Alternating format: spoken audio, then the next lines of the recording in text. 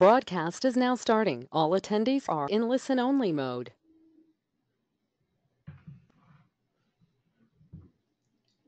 Welcome to our webinar looking at how businesses might reverse declining profitability.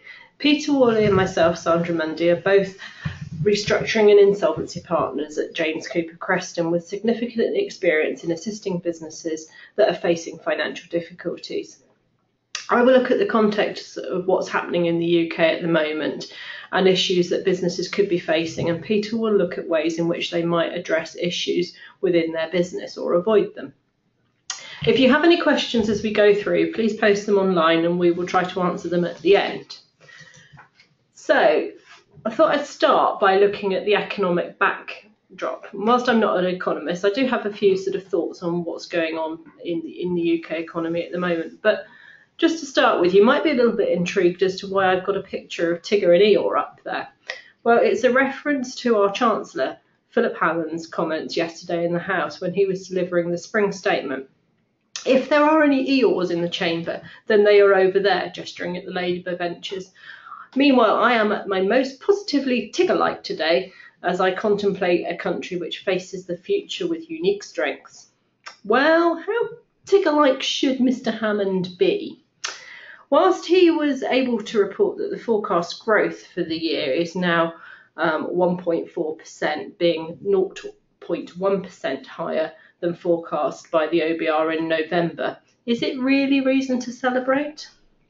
So the slow recovery since the 2008 recession is probably the slowest recovery since the 1920s, and the UK economy has only just reached its pre-recession size by 2013.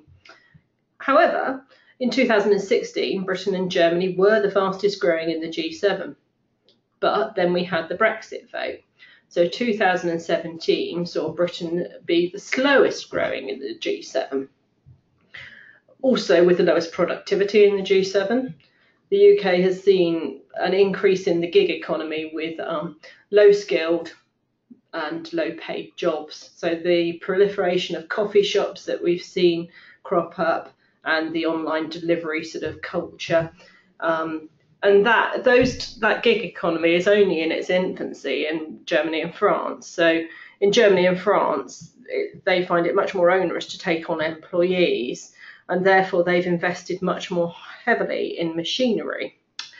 And the UK has also seen a fall off in some of the industries where productivity has been at its highest. So that would be in the oil and gas industry and also in banking. However, the UK does have a lot lower unemployment than in France and Germany, and a bigger workforce, but with lower productivity and lower pay. So Mr. Hammond also announced yesterday that there will be consultation on plans as to how to make the least productive businesses learn from the most productive businesses. Well, we'll see how that goes. And also, I mean, there is some positive stuff in there. Currently, very low corporate insolvency rates, but 2017 saw a small uptick in that, and personal insolvencies were up for the second consecutive year. So moving on to sort of sector specifics, services is by far and away the largest part of the UK's GDP, accounting for about 80% of it. And it recovered reasonably quickly from the 2008 recession and was back to its pre-recession size by 2011. So that's quite good news. Manufacturing, the press make a lot of manufacturing in the UK, but to be honest, it is now a very minimal part of the UK economy at 10%. Obviously, in the 1970s, it was a much larger part of GDP, but it really is struggling to recover from the recession. And output is still some 7% lower than prior to the recession. And then there's construction. Well, it saw a brief recovery in 2016, but then recently we've seen the likes of the collapse of Carillion. So I think there's still struggles ahead for construction. So what does the future hold for the UK? Well, it's easy for me to say uncertainty, and I think that's, sort of very true. On the background of rising inflation, so it's higher than the government would desire. but it does appear to be imported inflation in large respects, and therefore it's probably very difficult for the Bank of England to do much to control it. 2017 saw the first interest rate rise in a decade, and it's indicated that there will be future interest rate rises ahead in the next 12 months, although time will tell on that. Consumer confidence appears to be slowing, and there's a reduction in consumer spending, which we'll come on to later. Obviously, we've got to have a look at, in the fairly short term, the impacts of Brexit and what opportunities or threats lie there. And I'm now going to hand you over to Peter, who's going to look at some of the models and analysis tools for identifying potential issues for business. So the issue is what makes a business profitable or unprofitable or changes its profitability. And so there are various academic studies which have been made into the issues of business profitability and growth. One of these is Michael Porter's study of the 5 forces. The first of these is the business sector within which a particular business operates. What is the size of the overall market geographically and in value terms? Is that market growing or contracting? How competitive is it already? And what economic factors might be affecting it? So if we were to take 2 examples, let us say the local sandwich shop at one end of the spectrum and the mobile phone industry at the other, we might consider that geographically the sandwich shop market is limited to how far customers will walk from their offices to go and get a sandwich. The scope to differentiate might be limited, and so competition may centre more on price. But because people need to eat, economic factors may play a limited part. In the mobile phone sector, by contrast, the market is global. Scope to differentiate through branding or features might seem more significant, but economic changes, such as economic downturns or international trade barriers, might well have a significant impact on business fortunes. For any market, however, the incumbents must be alert to the threat of new entrants. For our sandwich shop, therefore, it might be relatively easy for a new competitor to open up nearby. But also, app-based delivery companies such as Hungry House might be potential new entrants, disrupting the established way of doing things. For a mobile phone manufacturer such as Apple or Samsung, the barriers to entry may be much greater because of the significant investment required to set up as a new entrant. But changes in technology have their part to play, rendering older established players such as Nokia uncompetitive. We'll come back to this when we look at substitutes. Next, there is the bargaining power of the clients of the industry, and on the other side of the coin, the suppliers to it.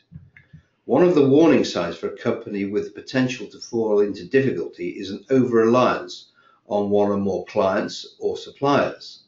On the face of it, these threats should be less of an issue for our sandwich shop, which we might expect to have a wide-ranging client base and almost as wide a range of potential providers of ingredients. Nevertheless, as we've seen for a lot of the retail sector in recent years, the relative bargaining power of the sandwich shop and its landlord could be critical. Likewise, if the sandwich shop cannot secure a reliable source of relatively cheap labour, perhaps because of Brexit and the reduction in Eastern European visitors, then its costs may rise, making its operations uneconomic. For the mobile phone operator, it may be in a stronger bargaining position with chip and component manufacturers. Its route to market, however, may rely in whole or in part on the willingness or not on the part of the mobile phone service providers to stock its products, the likes of Vodafone or O2, for instance. An established and successful manufacturer may be in a powerful position here. It's hard to imagine a carrier not stocking Apple products, but then at one time it would have seemed inconceivable that a carrier would not stock Nokia. That would be much less surprising today. Then the final factor is substitute products or services. Again, this might appear to be less of an issue for our sandwich shop. How many of us have worked, however, in an office where a sandwich van visited each day, or where a refectory catered to the lunch requirements of the staff? I touched earlier on how improvements in technology by the likes of Apple and Samsung overtook Nokia's prominent position in the mobile phone market. but the mobile phone itself is for many a substitute for the traditional landline. Thus, looking at our two examples, it might be considered that our sandwich shop has limited opportunities for growth once the business is established, unless the owners look to expand into new markets by opening or franchising new outlets. Perhaps the greatest example of growing a business of this type is the proliferation of McDonald's, which is ultimately a takeaway food outlet chain. And it's grown across the world by the development of a powerful brand, the establishment of an effective franchising model, and the enforcement of rigorous quality standards. But even a business like McDonald's has to manage threats from changes to client tastes, healthier eating for example, or supplier issues. Notably, KFC's recent chicken outage springs to mind. The scope to grow a mobile phone business, on the other hand, would seem to be immense. It's scalable in terms of geographic coverage, market penetration, and product extension into other devices, but consumer tastes change rapidly, as does technology, and it can be difficult for industry giants to keep up with the pace of rapid change. Another tool that has had traditional application is something called the Boston box. This doesn't look at the business itself, but the product range, and it's been used historically by large corporates or their consultants, such as the Boston Consulting Group. The idea is that the business should have a portfolio of products at different stages of their life. On its face, the concept is a simple one, but some argue it's too simplistic in a modern, faster-moving business environment.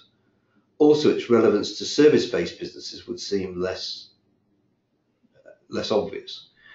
The concept is that a given product should be measured using two criteria. On the x-axis is the market share, or more preferably, relative market share. Thus, a product which dominated the market with 20% would be a potential star, but a product with 20% where a competitor held 50% or more might be a problem child or a dog. The other measure is market growth. Thus, a product in a growing market with a high relative share should be capable of being highly cash generative, whereas a product with low growth and low relative market share is quite likely to generate little or no cash at all. The objective is to use cash cows in the portfolio to fund stars, and then possibly in the future they become cash cows as the maturity of the market sets in, or to develop problem children into future stars. And to continue the analogy, dogs should be put down. As Jack Welch, the former CEO of General Electric, put it, fix it, sell it, or close it. But there are various shortcomings with this analysis. For instance, in a service business, it may be that demand for a particular service, such as conveyancing, perhaps, might be more susceptible to changes in economic circumstances rather than a conventional product life cycle. Next, I'd like to look at SWOT analysis. I think everybody knows what SWOT analysis is. It's looking at the strengths, weaknesses, and opportunities and threats for a business. So the strengths and the weaknesses are internal, whilst the opportunities and threats are more external. And the aim clearly is to use one's strengths to exploit the opportunities and ensure that one's weaknesses does not leave the business vulnerable to threats. And clearly, if you can turn a weakness into a strength, then that broadens the opportunity for the business generally. And then the final one that I'm going to look at is something called PESTLE, which looks at the political, economic, social, technological, legal, and environmental issues that impact upon a business. Take, for example, the high street retail sector, where it seems that there is severe pressure at the moment. There have been high-profile failures such as Toys R Us, and we've got the restructuring of Prezzo in recent weeks, which is proposing a company bond arrangement. Even the giant of the high street, John Lewis, has announced that there's been an annual group profit slump of some 77%, and partners' bonuses have been cut to a 5-year low at just 5% of their salaries. So what's going on? Well, if we use the PESTLE analysis, politically, austerity continues to be a policy for the government, and this has led to falling disposable income for shoppers. As a result, the retail sector has experienced the effects of consumers tightening their belts. Economically, the Brexit vote and the devaluation of sterling means that importers have struggled with higher prices for imports, with a limited ability to pass the price on to shoppers because of the point we just touched on the previous point of political issues. On the social front, there has been an increase in the national minimum wage. Well, interestingly, of course, that is a legislatory change, and so you could bring that in under political, you could also bring it in under legal, but it stems from a change in social attitudes to the payment of people and the poverty trap. Technologically, there's been a change in consumer shopping habits away from the high street to online, where price comparison is easier and the cost of such retailers has hit the high street hard. The high street is invested in bricks and mortar and cannot react quickly to divest of unprofitable locations, hence the Prezzo's CVA, for instance. Going back to my sandwich shop, bricks and mortar is much more of an issue than for online mobile phone retailers.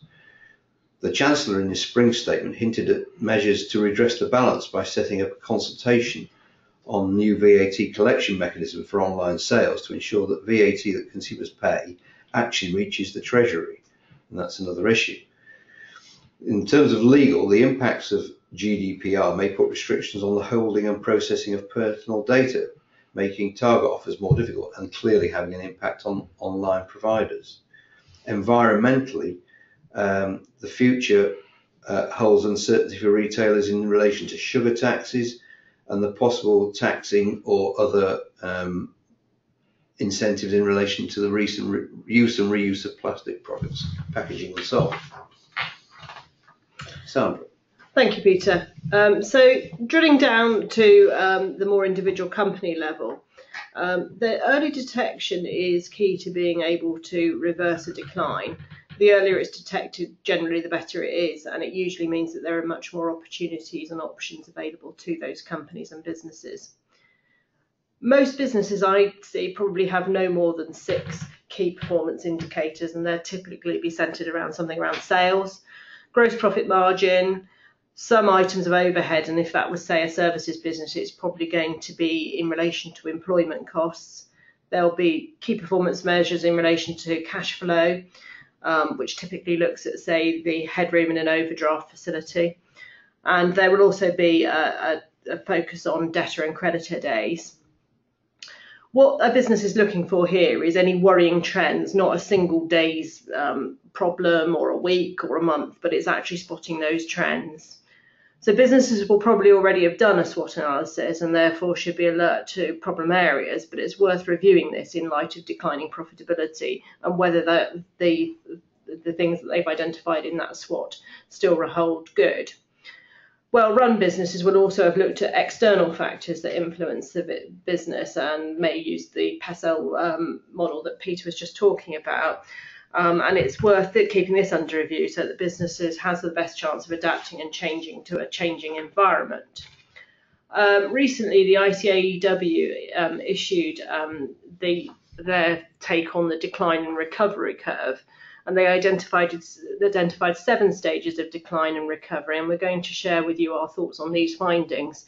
We'll be visiting this curve several times throughout the remainder of this webinar.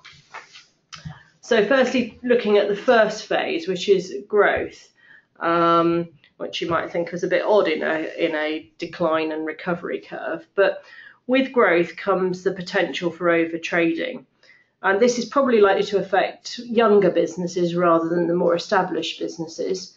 Younger businesses, in some instances, are run by less experienced managers.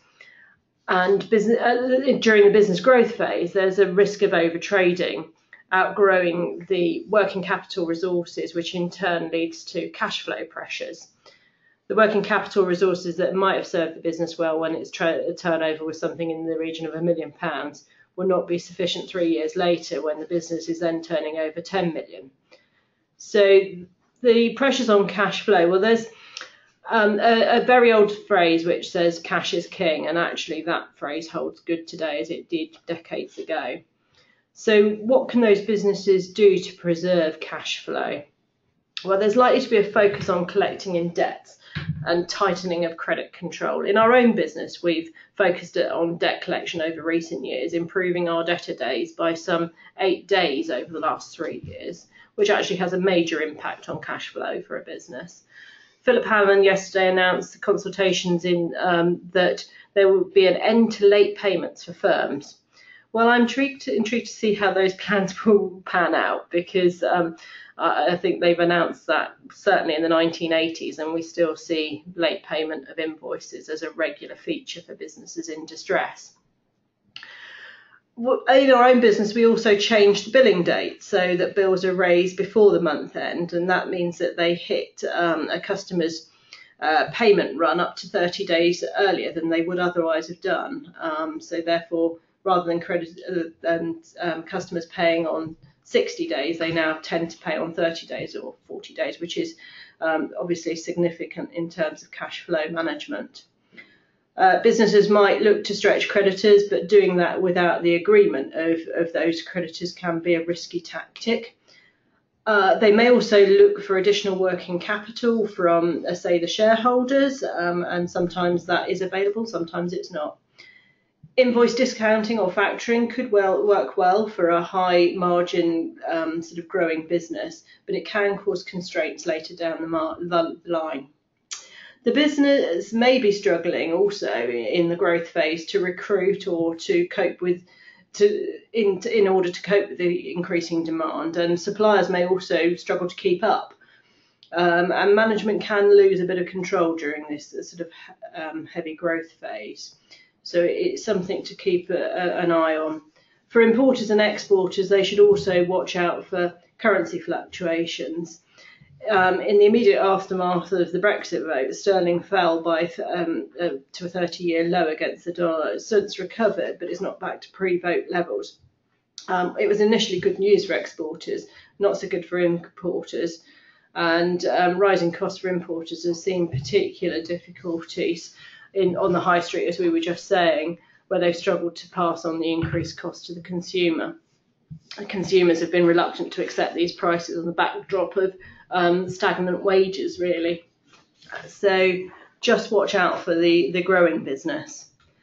Then sort of looking at underperformance, this is often associated with management complacency, really. It's first noticed, or should be first noticed, by deterioration in the key performance indicators. Probably gradual at first. The business needs to decide whether it's just part of the ups and downs of business life, or whether it's more fundamental in terms of a long-term trend. The business and its trusted advisors should be challenging the management team on a regular basis to ensure that it isn't part of a worrying long-term trend, and if it is, that they're spotted early and plans are put in place to redress any decline that's there. For example, in June 2017, R3, the Insolvency Professions Trade Association, identified that 80,000 businesses thought that they would be unable to service debts after a small interest rate increase. That's a doubling of the numbers who said the same thing 6 months earlier, again taking into account those pastel factors that Peter was talking about. So it's just worth revisiting those KPIs on a regular basis just to make sure that you're not facing a downward trend. There also may be some non-financial indicators that start to show during an underperformance stage. And they are typically a kind of a downbeat view as to how performance of the business is sort of trading, a bit of general pessimism about its future. And at this point, I would urge management to think about the future, revisit the plans, inject some enthusiasm for the future. A low mood or downbeat culture can kind of drag the business down and be a self-fulfilling prophecy. Whereas the confident business with well thought through plan and enthusiastic workforce is much more likely to succeed. Sometimes also during an underperformance phase, there might be a major shock. For example, the ill health of a business owner that could lead to underperformance. I mean, thankfully such recurrences are rare, but they do happen, and you might want to put in place something along the lines of key man insurance to guard against the financial shock of the ill health of an owner. However, if there is such a major shock, I would suggest that businesses take advice from their trusted advisor to help react and put into place contingency plans. I'm now going to hand over to Peter, who's going to look at some of the turnaround strategies that are available to businesses. Peter? Thanks, Sandra. I've talked already about the research into the forces affecting profit and growth. Another piece of research undertaken by Stuart Slatter in the 1980s looked at corporate recovery. And he identified that to be successful, a turnaround plan for a business needed to embrace as many different strands or generic strategies as possible. Thus, a common response to a business downturn is to reduce costs. If the business is in relatively good shape and the response is swift enough, this single action may well be sufficient to steady the ship. If, however, the problems are deep-seated, the effects of cost reduction can take too long to bear fruit. Indeed, where cost reduction involves redundancies, there is an additional upfront cash outlay, which is required to put the programme into effect. If there is no money to pay for those redundancies, the whole plan can be jeopardised. In a more critical situation, therefore, it is necessary to look at a wide range of factors affecting the business, taking us back to Porter's 5 forces, and identify as many actions as possible to restore the viability of the business. On the slide, I've listed a range of potential actions that management could take. None of these of themselves are rocket science. Indeed, it might be argued that these are all aspects of the business which the management should be keeping under review on a constant basis. Depending on the circumstances, some may be more relevant than others. In a sense, therefore, it is the central one, management itself, which is the critical consideration. When you read in the financial press that some public company or other has got into difficulty, a common response is for the key shareholders to force a change in the CEO and possibly other senior management positions. Sandra. Okay, so going back to the decline curve that the ICAW has produced for us, the next phase is distress, sometimes known as the insolvency zone, where there's worrying factors within the business, but not necessarily terminal. More often than not, assistance will be required during this phase to turn the business around outside of an insolvency procedure.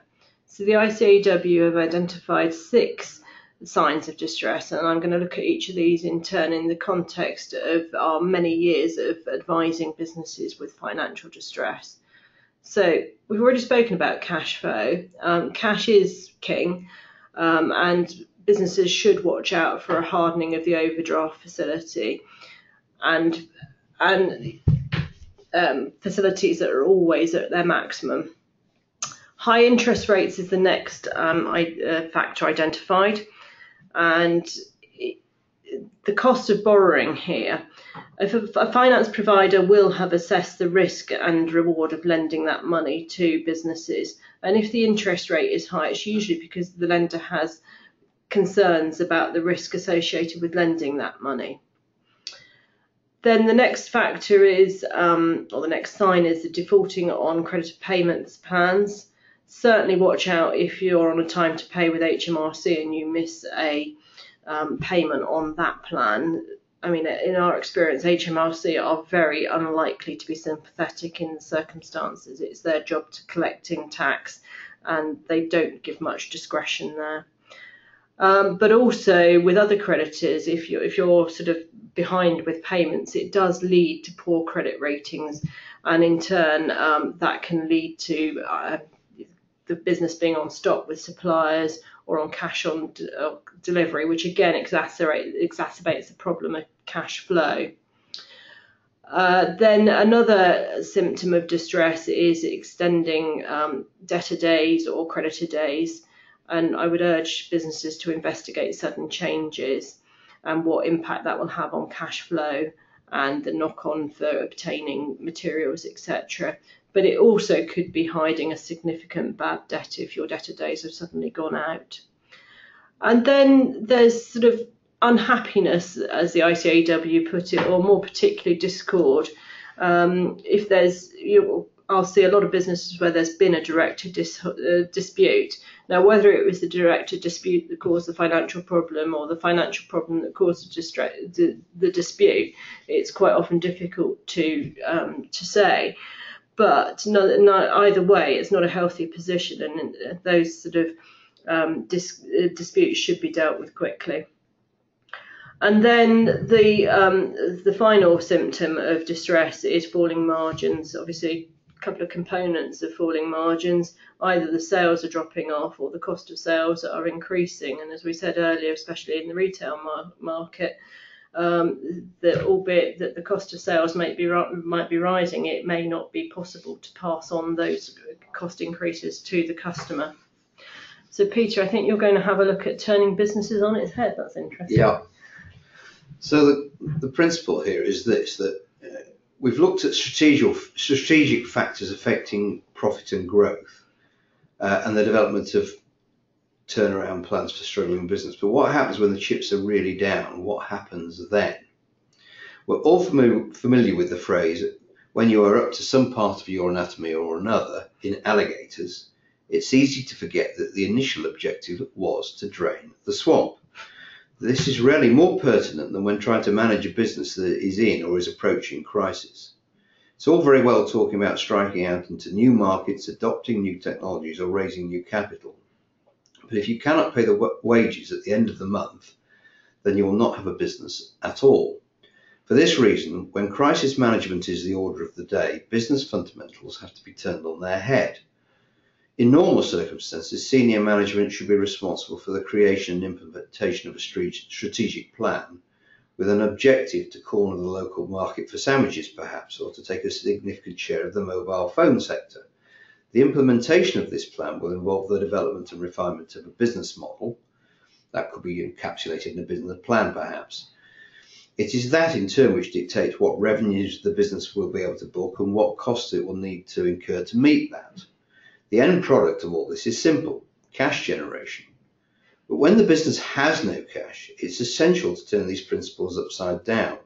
Cash needs to be generated and conserved in the short term, even if that is detrimental to the profit and loss or higher level considerations further down the line. Thus, if the business cannot pay the wages but has a warehouse full of slow-moving stock, it's going to be necessary to liquidate that stock, irrespective of the impact on the profit and loss account in the short term, or any longer term plans to use that stock in some more strategic way.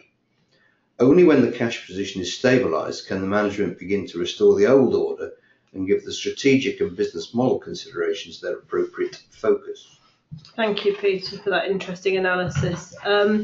Now, sort of looking at the crisis phase of the decline, well, it's kind of act now or you're not going to survive. It might sound very dramatic, but it's true.